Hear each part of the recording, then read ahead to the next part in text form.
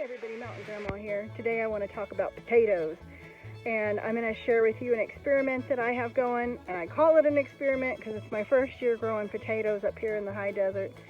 And I'm going to share with you some of the research that I found out and what I've got going on. So let's get started. So I have 3 containers of potatoes that I'm growing this year. Here's one of them.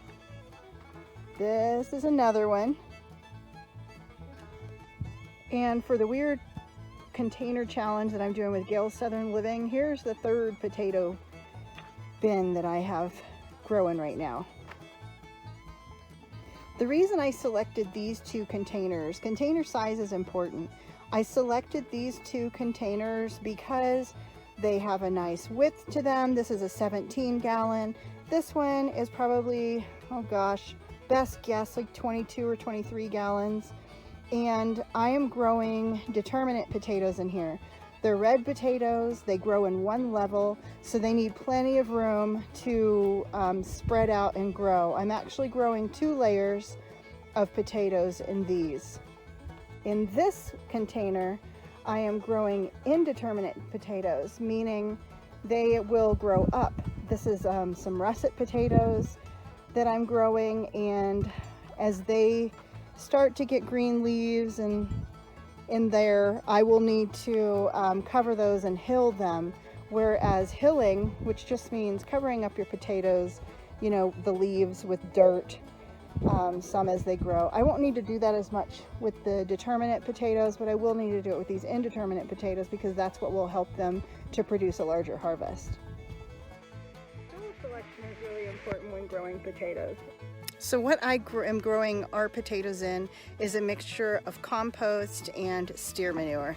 And really you want a pH in your soil of between 4.8 and 6.5. When it's above that, you can run the risk of developing scab on your potatoes, which will, you know, of course, ruin your harvest. And also you want to make sure that you have a really fluffy kind of soil. So in that area, compost is great. Also important is that you have potassium and phosphorus, higher levels of those 2 things in the soil versus nitrogen. Nitrogen not as much.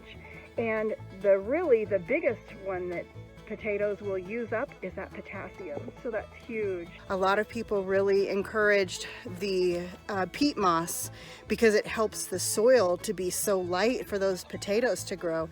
And when I plant more potatoes, I'm going to do a mixture of 1/3 compost, 1/3 perlite, and 1/3 peat moss. We'll do a comparison and see if they don't turn out a little bit better.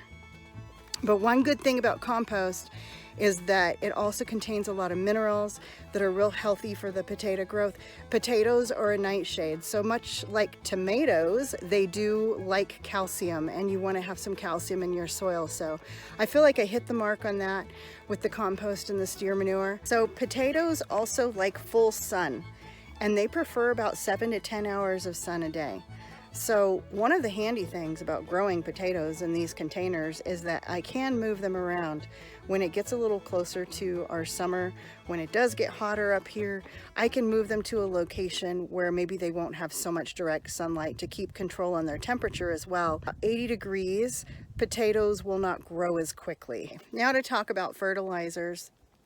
For your potatoes, I found that when I was doing my research, there's a couple of different ways that people will apply fertilizers. They did really encourage the condition of the soil when you plant your potatoes. So keeping in mind, potatoes like phosphorus and potassium, keep in mind anything you want to put into your soil, it's a good idea to do that as you're planting them.